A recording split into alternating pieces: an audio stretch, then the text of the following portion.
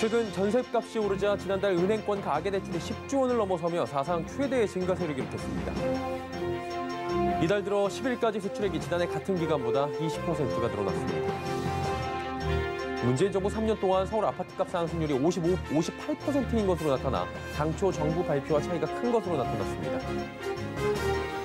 5천억 원대에 달하는 옵티머스 자산운용 펀드의 투자금이 거의 다 증발한 것으로 확인됩니다. 센 경제라이브 시작합니다.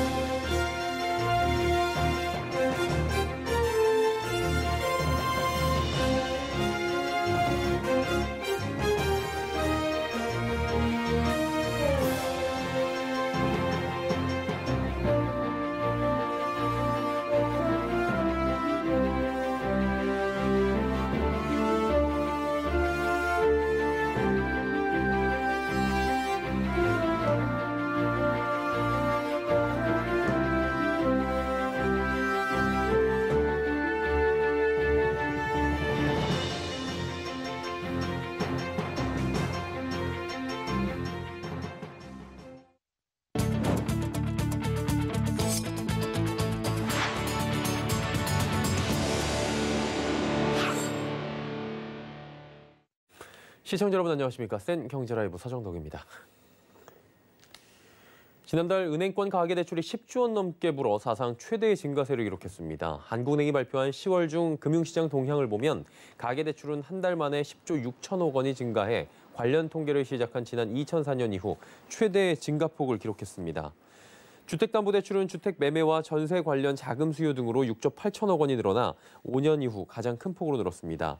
전세자금은 3조 원으로 3개월째 3조 원대를 유지하고 있습니다. 신용대출과 마이너스 통장 등 기타 대출은 한 달 새 3조 8천억 원 증가했으며 2018년 이후 가장 큰 폭으로 늘어났습니다. 10월 은행 기업대출은 9조 2천억 원이 증가해 5년 만에 가장 큰 폭으로 늘어났습니다. 대기업 대출은 1조 원 증가에 그친 반면 중소기업은 8조 2천억 원이나 늘어났습니다. 연말을 앞두고 국내 주요 은행이 가계대출 총량 관리에 들어갔습니다. NH농협은행은 지난 9일부터 주택 관련 대출을 내줄 때 적용하는 총부채 원리금 상환 비율인 DSR 기준을 한시적으로 강화했습니다. 하나은행도 한도 소진이 임박하자 이달 16일부터 모기지 신용보험과 모기지 신용보증 대출 신규 취급을 한시 중단키로 했습니다. 우리은행은 지난달 30일부터 연말까지 임대인의 소유권이 이전되거나 감액 조건으로 전세 대출을 받으려는 경우 등에 한해 전세자금 대출도 중단했습니다. 신한은행과 국민은행도 각각 9월과 10월에 이미 일부 대출의 DSR 기준을 조정한 바 있습니다. 이달 10일까지 수출액이 지난해 같은 기간보다 크게 늘었습니다. 관세청은 이달 1일부터 10일까지 수출액은 141억 달러로 지난해 같은 기간보다 20.1% 늘어났다고 밝혔습니다. 이 기간 조업일수는 7.5일로 지난해 같은 기간보다 0.5일이 많았습니다. 조업일수를 반영한 일평균 수출액은 18억 8천만 달러로 1년 전보다 12.1% 늘어났습니다. 수출을 품목별로 본다면 반도체와 승용차, 무선통신기기 등이 늘어난 반면 석유 제품과 컴퓨터 주변 기기 등은 줄었습니다. 이달 1일부터 10일 사이 수입액은 133억 달러로 지난해 같은 기간보다 7.8% 늘었습니다. 같은 기간 무역 수지는 7억 6천만 달러 흑자를 기록했습니다. 오늘 경실련 발표에 따르면 문재인 정부 3년 동안 서울 아파트값 상승률이 58%인 것으로 나타났습니다. 앞서 정부는 14%에 오르는 데 그쳤다고 발표한 바 있죠. 일각에선 정부의 아파트 통계가 조작됐다는 의혹도 제기하고 있습니다. 설석용 기자입니다. 오늘 경제정의실천시민연합이 발표한 서울 아파트 시세 공시가격 정권별 변동 분석 자료에 따르면 문재인 정부 3년 동안 서울 아파트 값은 58% 상승한 것으로 나타났습니다. 3.3제곱미터당 2,625만 원이었던 시세가 1,531만 원 올라 4,156만 원 수준이 된 겁니다. 서울 아파트값 상승률이 14%라는 정부 발표와는 큰 차이를 보이고 있습니다. 정부 발표대로 서울 아파트값 상승률이 14%가 맞다면 2020년 아파트 시세는 3년 전 2,625만 원에 14% 상승률을 적용해 2,993만 원이 되어야 합니다. 2020년 시세는 2,980만 원이기 때문에 시세 반영률 99.6%를 이룬 셈입니다. 이와 관련 경실련 측은 이미 공시가격 활성화가 완성된 것이라며 국토부가 밝힌 올해 공시가격 시세 반영률 69%는 거짓 수치가 된다며 통계 조작 의혹을 제기했습니다. 이런 가운데 통계청은 한국감정원에 부동산 통계 개선안을 마련하는 작업에 착수한 것으로 알려졌습니다. 감정원의 아파트 가격 동향 통계가 전국 아파트의 극히 일부인 9,400세대를 대상으로 집계해 현실화율이 떨어진다는 지적이 꾸준하기 때문입니다. 전문가들은 부동산 통계 산출 방식에서 표본 기준과 범위 설정에 따른 차이가 있을 수 있다며 데이터를 복합적으로 봐야 한다고 조언했습니다.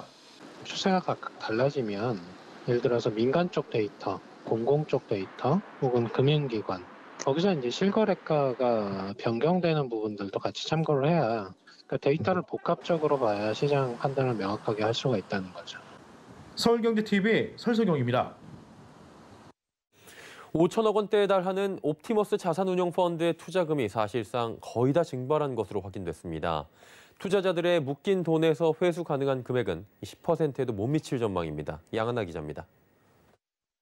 5천억 원대의 투자금이 환매 중단된 옵티머스 자산운용펀드에서 회수 가능한 금액이 불과 401억 원에서 783억 원에 불과할 것이라는 실사 결과가 나왔습니다. 금융감독원이 공개한 3일 회계법인의 옵티머스 펀드 회계실사 보고서에 따르면 펀드 가입자들이 넣은 5,146억 원 대비 회수율은 최소 7.8%에서 최대 15.2%에 불과했습니다. 3일 회계법인은 옵티머스의 총 46개 펀드에서 나간 자금 가운데 최종 투자처가 확인된 63개 투자처의 실사를 벌였습니다. 이들의 펀드 자금은 3,515억 원으로 이 중 회수가 의문시되는 C등급이 2,927억 원으로 83.3%에 달했고 전액 회수가 가능한 A등급과 일부 회수가 가능한 B등급은 16.7%에 불과했습니다. 옵티머스 펀드 총액 5,745억 원 중 2,200억 원가량은 회수율마저 파악할 수 없는 사라진 돈으로 나타났습니다. 횡령이나 돌려막기 등으로 실사가 불가능했다고 3일 회계법인 측은 설명했습니다. 손해액 확정에도 상당 기간이 걸릴 것으로 보이는 가운데 금감원은 실사 결과를 반영하는 기준가 산정 관련 자율협의체 구성을 추진해 피해자 구제를 위한 분쟁 조정 방안 마련에 들어갔습니다. 한편 금감원은 어제 라임 자산운용 사모펀드의 환매 중단 사태와 관련해 판매증권사의 전현직 최고 경영자에게 중징계 처분을 내렸습니다. 박정린 KB증권 대표이사가 문책 경고를, 윤경은 전 KB증권 대표와 김영진 전 신한금융투자 대표, 나재철 전 대신증권 대표가 직무 정지의 상당 처분을 받았습니다. 서울경제TV 양하나입니다.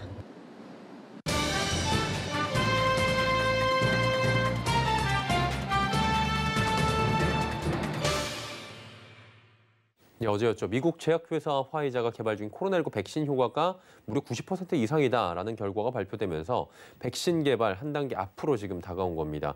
코로나19 공포 해소에 대한 기대감이 피어오르며 각 산업계의 기대감이 좀 커지고 있는 상황인데요.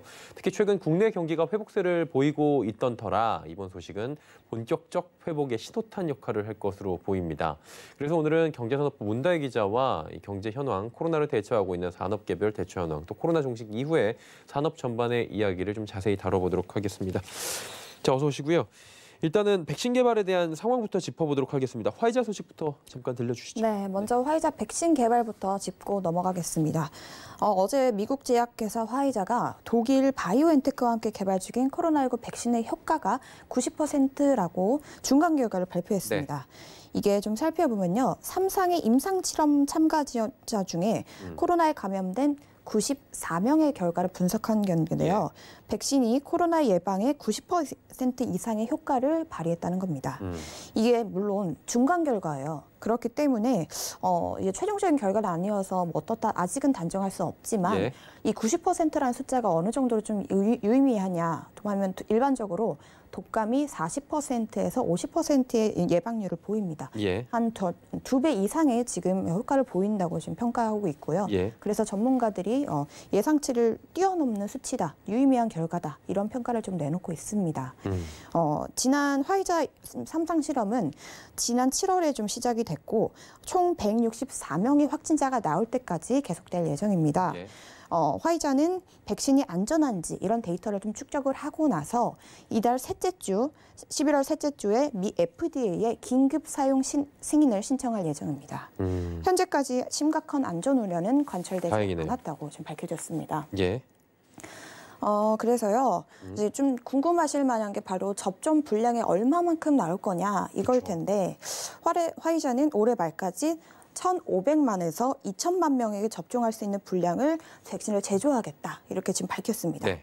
이런 현재 추세대로라면 내년에는 13억 회 투여분이 만들어질 전망입니다.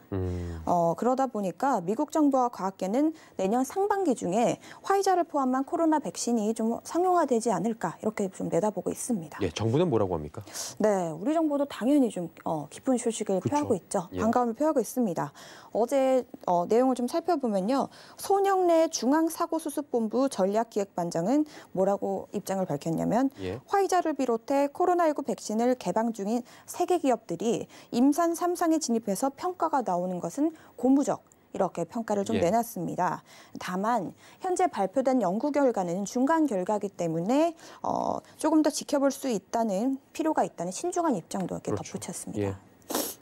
정부는 코로나19 이런 백신 기업들과 개별 협상을 좀 진행을 하고 이런 개별 협상을 통해서 전 국민의 60%, 그러니까 3천만 명분의 백신을 확보한다는 방침입니다. 예, 하루빨리 좀 이게 코로나가 종식이 돼야 되겠다. 이 부분에서 굉장히 고무적인 것 같고요. 반가운 소식입니다. 일단 산업계 같은 경우가 특히나 기대감이 큰 게 그동안 타격을 많이 받았어요. 지금 뭐 어떤 방식으로 대응하고 있는지 기대감은 어떤지 하나씩 그래서 짚어볼까 하는 건데 현재 상황은 어떤 겁니까? 네, 현재 상황 사실 코로나19 아직 어려운 상황입니다. 소비가 많이 위축되면서 그야말로 좀 경제는 피해를 많이 입었는데 산업계 전반이 사실 말 그대로 고사 위기까지 내몰렸다는 평가가 좀 나옵니다. 예. 그럼에도 불구하고 사실 뭐 미국이나 유럽에 비교하면 우리나라는 좀 철저한 방역 체계 그리고 뭐 대응 시스템을 갖고 있기 때문에 그만큼 확진자나 좀 피해 상황이 좀 덜한 상황이잖아요. 그렇죠. 그렇기 때문에 좀 적극적인 코로나 대응으로 경제 자체가 좀 빠르게는 아니지만 순차적으로 회복이 되고 있습니다. 예. 실제로 좀 수치를 좀 살펴볼게요. 예. 최근 3분기 들어서 경제가 회복세를 보이고 있는데 이 중에서도 수출이 좀 회복세를 보이고 있습니다. 코로나19 대유행으로 인해서 올해 월간 수출의 경우는요. 3월부터 8월까지 6개월 연속 감소했습니다. 예. 그런데 9월에 7.6% 증가로 좀 돌아섰고 물론 10월에는 소폭 줄긴 했어요. 그래도 이달 들어 그러니까 11월 들어서 1일부터 10일까지 수출 금액이 전년에 대비해서 20.1%가 늘었습니다. 예. 이게 물론 조업 일수를 반영한 수치로 이제 환산을 해도 일평년 수출액은 12.1%가 는 거니까요. 이제 예전에 비해서 많이 지금 늘었다고 평가할 수 있는 거겠죠. 예. 이제 이런 수치가 좀 나오다 보니까 코로나19에 따른 충격으로부터 회복을 할 수 있다. 이런 기대감도 좀 커지고 있습니다. 특히나 미국, 중국, 유럽 이렇게 주요국의 경기 회복들에 좀 힘입어서 화물 물동량이 크게 늘고 있습니다. 해상 운송 항로의 운임 수준을 나타내는 상하이 컨테이너 운임 지수를 좀 살펴보면요. 예. 지난 6일 전주 대비 134.57이 올랐습니다. 이게 어떤 수치냐면 사상 최고치입니다. 사상 최고치만의 운임 요금 자체가 이렇게 많이 올랐다는 건데요. 예. 이게 어떤 의미냐면 글로벌 선사들이 코로나19 때문에 컨테이너선 공급을 대폭 줄였습니다. 그런데 미국과 중국 이런 주요국들의 경기가 회복이 되면서 화물 수요는 크게 늘어났기 때문입니다. 예. 이렇게 선사들의 발주가 증가되면서 우리나라 조선업계, 그러니까 한국조선해양, 그리고 뭐 대우조선해양, 삼성중공업 등 이렇게 좀 3사로 불리고 있죠. 조선업계 수주 증가도 좀 이어지지 않을까 긍정적인 전망도 나오고 있습니다. 네. 실제로 이걸 좀 뒷받칠 만한 수치가 좀 나오고 있는데요. 지난달 우리나라는 전 세계 선박 발주량 중에 무려 3분의 2 이상을 수주하면서 중국을 제쳤습니다. 4개월 연속 1위를 지금 차지하고 있는 건데요. 영국의 조선해운시장 분석기관 클락슨 리서치에 따르면요. 한국은 10월 전 세계 선박 발주량의 무려 69%를 수주했습니다. 중국과의 누계 수주 실적 차이도 6월 말에는 사실 39%가 좀 벌어져 있었는데 10월 말 기준으로는 12%포인트까지 줄었습니다. 화물 물동량이 이렇게 늘어나면서 사실 올해 좀 조선업계는 좀 심각할 만큼 수주 가뭄이라고 표현을 할 정도로 어려운 상황이었는데요. 내년에는 좀 기지개를 펼 수 있지 않을까 이런 전망이 나옵니다. 실제로 한국수출입은행 해외경제연구소는 최근 어떤 자료를 좀 발표를 했냐. 해운조선업 2021년도 전망 보고서를 냈는데 내년 예상되는 글로벌 발주량이 올해 예상 발주량의 한 2배 이상이 될 것이다. 이런 전망을 좀 내놨습니다. 예. 또 해상으로 이렇게 운임하는 운임 자체가 좀 올라가면서 미국을 국내 항공사들도 화물 이런 특수를 누릴 것으로 지금 전망되고 있습니다. 미국이 11월 대선을 앞두고 경기 회복세의 신호탄으로 수입 물동량을 크게 늘렸는데요. 컨테이너선이 이제 해상으로 다니는 컨테이너선의 공급이 굉장히 부족해지면서 결국 이 화물 운송을 어디로 해야 되냐? 비행기로 날려야 될 수밖에 없는 상황이 온 거예요. 그러면서 북미에서 실제로 아시아 항공 노선 항공 운임료를 좀 살펴보면 10월 말에 10kg당 6.21달러까지 치솟았습니다. 네. 이게 3개월 만에 최고치입니다. 이렇게 좀 운송이 늘어나고 있는 이 상승세는 계속 이어질 전망입니다. 블랙 프라이데이와 크리스마스 등 이제 아무래도 연말은 대형 이벤트들이 좀 기다리고 있고 게다가 대선에서 이제 바이든이 승리를 하게 되면서 바이든이 공약을 한 것 중에 어떤 게 있냐면요. 방역과 예방 물품 수입을 좀 늘리겠다. 이걸 좀 공약으로 걸었습니다. 때문에 여기다가 그동안 코로나로 좀 억눌려왔던 보복 소비가 좀 연말에 좀 생길 것으로 보이고 여기다가 코로나19 백신 관련된 수송도 더해질 것으로 보이면서 운송 수요는 크게 늘 것으로 보입니다. 예. 이제 관광 소비재 쪽 얘기를 할 텐데 지금 시간이 조금 빠듯해서 좀 빠르게 저희가 요약해서 좀 정리를 해드리도록 하겠습니다. 하나하나 또 들어보도록 하죠. 네, 먼저 관광업계 중에 면세업계부터 짚어보겠습니다. 지난해 11월 사상 최대치를 기록한 면세점은요. 올 들어 코로나로 인해서 최악의 실적을 기록했습니다. 그렇죠. 지난 2월의 경우 전년에 비해 36.4%가 줄었고 지난 9월까지 계속 마이너스 추세가 이어졌습니다. 그런데 최근에 중국 보따리상이 좀 돌아오고 있는데 중국과의 항공편의 교류도 좀 이뤄지면서 회복세를 조금 보이고 있습니다. 증권가에서는 현재 현 추세대로라면 내년 상반기 내 월별 매출액이 전년 수준인 2조 원대로 회복될 것이라고 보고 있습니다. 화장품 업계도 큰 타격을 입었는데요. 코로나19로 면세점 매출이 아까 말씀드린 대로 좀 줄어들면서 면세점과 백화점, 로드점 매출이 줄면서 오프라인 채널의 매출이 하락한 화장품 업계가 수입 자체가 많이 줄었습니다. 좀 숫자를 살펴보면 아모레퍼시픽그룹의 올해 3분기 매출과 영업이익은 전년과 대비해서 각각 23%, 49%가 줄었습니다. 절반가량, 그러니까 반토막이 났다고 지금 보시면 되는데요.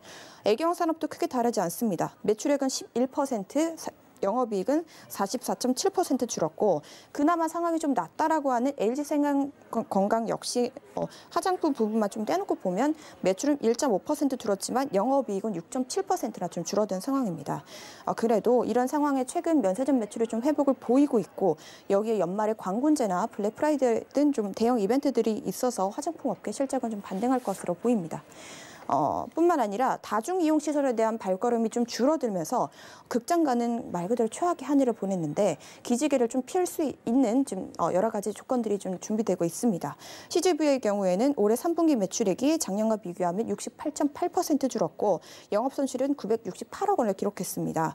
그래도 직전 분기와 좀 비교하면 손실폭은 좀 줄어들어서 최악의 국면을 지났다. 이런 평가가 좀 나오고 있습니다. 롯데시네마를 운영하는 롯데컬처웍스도 3분기 매출이 67% 줄었고 영업 적자는 440억을 냈는데 그래도 최근에 정부가 새 거리두기 지침을 내면서 좌석 간 뛰어앉기가 좀 해제됐고 그동안 문을 닫았던 해외 극장 운영이 다시 재개되면서 실적은 점차 개선될 것으로 보입니다. 예, 산업계도 지금 대처를 하고 있는데 산업계 대응 방향도 한번 들어볼까요? 네, 코로나 사태 산업계, 특히 관광업계 전반에는 큰 변화가 일었습니다.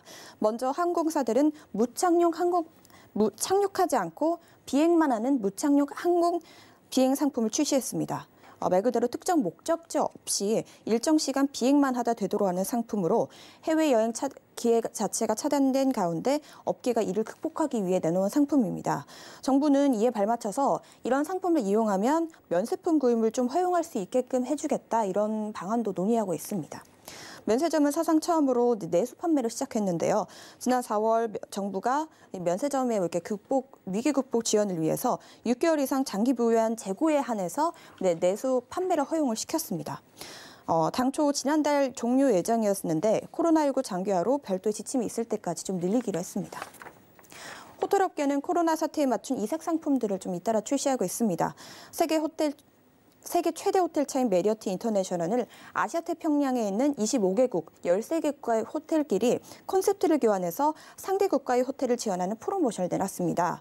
해외를 가지 못하는 다른 나라의 호텔로 변모해서 간접 경험을 제공하겠다 이런 취지인데요. 한국의 경우 JW 메리어트 호텔 서울이 참여해서 다음 달까지 태국으로 이제 변신을 하고요. 그래서 태국 전통 의상을 입은 직원들이 태국어로 인사를 하고 태국 음식을 선보이고 그런 프로모션을 진행합니다. 재택근무제가 코로나로 좀 재택 정착이 되고 실제로 확산이 되면서 재택근무 자체를 상품으로 나눈 호텔도 있습니다. 예. 지난 9월에 한국경영자총협회가 100대 기업을 상대로 재택근무를 얼마나 하고 있냐 이런 조사를 실시했었는데 응답 기업 전체 중에 89%가 지금 재택근무를 하고 있다. 이런 결과를 발표를 했는데요. 이에 대림의 글래드 호텔은 사회적 거리 두기로 재택근무가 필요한 직장인들을 좀 겨냥해서 패키지를 출시했습니다. 업무 환경이 조성된 객실에서 오전 8시에 체크인 한 후에 퇴근 시간인 당일 저녁 7시에 아웃하는 상품으로 이제 업무 중에 간식거리도 제공하고 편하게 이제 안전하게 마스크 없이 근무할 수 있는 상품입니다. 실제 이용 고객들 반응 들어보시죠. 일단 혼자 좀 편안하게 안전한 객실에서 일을 할 수 있다는 점이 좋고 또 무엇보다도 이제 마스크를 벗고 편하게 일할 수 있는 점이 가장 좋은 것 같아요. 사람들하고 이제 좀 떨어져서 혼자만의 뭔가를 즐길 수 있다는 게 가장 좋은 것 같아서 호텔에서 취미를 한다든지 운동을 한다든지 다양하게 앞으로 패키지가 나온다면 이용해 볼 것 같습니다. 네, 해당 상품은 지난 5월에 첫 출시가 됐는데 실제로 고객들이 좀 반응이 좋으니까 호텔은 올해 8월 재출시를 했습니다. 근데 이 상품도 사실 이달에 종료 예정이었어요. 근데 아무래도 반응이 좋다 보니까 상품 판매를 추가로 계속 연장을 한다는 방침을 발표를 했고요. 예. 이처럼 코로나19 사태에 맞춘 마케팅으로 글래드 호텔의 경우에 패키지 상품만 놓고 보면 전년에 비해 매출 판매량이 약 2배가량 늘었습니다. 호텔 관계자의 좀 기획 의도와 그리고 설명 좀 들어보시죠. 일단 외국에서 들어오시는 고객분들이 일단 없으시기 때문에 이제 내국 고객분들을 위해서 저희가 이제 어떤 프로모션을 진행하고 이제 많이 모실 수 있을지 참 고민이 많은데요. 저희가 그래서 이제 기한한 부분도 이 호텔로 출근했고 최근에 많은 사람들이 있는 곳이 아닌 이제 우리끼리 이제 파티할 수 있는 회식할 수 있는 이런 패키지도 객실 안에서 할 수 있도록 저희가 최근에 또 만들었는데 이제 연말 모임이나 이런 부분들이 또 이제 수요가 많아서 문의도 많고 실제로 이용하시는 분들도 지금 많은 상황이어서.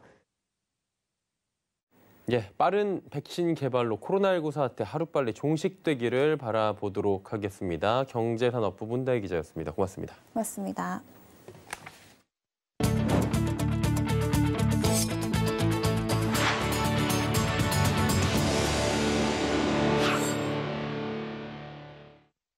코로나19 백신에 이어 치료제 소식까지 전해지며 코스피가 상승 랠리를 이어갔습니다. 특히 코로나19 종식 기대감에 경기 민감주가 강세를 보였는데요. 앵커 리포트에서 정리해드립니다. 코스피가 상승 랠리를 이어가고 있습니다. 코스피는 전거래일 대비 1.35% 오른 2,485.87에 거래를 마감했습니다. 8거래일 연속 상승으로 연중 고점을 또다시 경신했습니다. 개인이 1조 1,888억 원을 매도했지만 기관과 외국인이 4,018억 원, 8,361억 원씩 각각 매수했습니다. 반면 코스닥은 약세를 보이며 전거래일 대비 0.11% 하락한 839.90에 거래를 마쳤습니다. 기관과 외국인이 매도하는 가운데 개인만 홀로 매수를 이어갔습니다. 최근 증시 상승세는 조 바이든 대통령 당선과 코로나19 백신 개발 기대감, 국내 수출 지표의 호조세, 또 원화 강세에 따른 것으로 풀이됩니다. 증시 상승세에 힘입어 오늘 오전 한때 코스피 코스닥 시장의 시가총액이 약 2년 9개월 만에 총 2,028조 원을 돌파하며 사상 최고치를 경신하기도 했습니다. 전일 화이자의 코로나19 백신 임상 3상 희소식에 이어 미국 식품의약국 FDA가 일라이 릴리사의 항체 치료제를 긴급 승인했다는 소식이 전해지며 코로나19 종식에 대한 기대감이 커졌습니다. 대면 경제활동 증가 기대감에 전일에 이어 항공, 여행, 금융, 원자재, 에너지 관련주 등 경기 민감주가 상승 흐름을 이어갔습니다. 화이자의 코로나19 백신이 영하 70도에서 닷새만 보관이 가능하다고 알려지며 백신의 보관과 운송이 가능한 대한항공, 한국공항, GST, 세운메디칼 등 콜드체인주가 강세를 보였습니다. 서울경제TV 서정덕입니다. 화장품 소재 전문 기업 NFC가 오늘 기업 공개 기자간담회를 열고 다양한 화장품 소재 개발과 ODM, OEM 제품을 통해 글로벌 화장품 전문 기업으로 도약할 것이라 밝혔습니다. 2007년 설립된 NFC는 화장품 소재 개발에 주력해 국내 최초로 수용성 세라마이드와 화장품용 이산화 티탄 소재를 개발했습니다. 이러한 기술력을 바탕으로 NFC는 국내외 139개 기업에 화장품 원료를 공급하고 있고 향후엔 포트폴리오 다변화 및 매출처 확대에 나서겠다는 계획입니다. 유우영 대표는 자외선 차단 필수 성분인 이산화 티탄 소재에 대한 국산화에 성공했고 CBD 추출 기술을 통한 의약품 분야 진출 등 미래 성장 모멘텀을 확보했다고 설명했습니다. 이어 독보적 플랫폼 기술을 다양한 소재 및 완제품 분야에 적용해 글로벌 화장품 전문 기업으로 도약할 것이라 포부를 밝혔습니다. 다음 달 2일 코스닥 시장에 입성하는 NFC의 공모 예정가는 1,200원에서 13,400원 사이입니다. 오는 23일부터 이틀 동안 청약을 진행할 예정이고 대표 주관사는 삼성증권입니다. 센 경제 라이브 저희가 준비한 소식은 여기까지입니다. 건강한 저녁 시간 보내시길 바랍니다. 고맙습니다.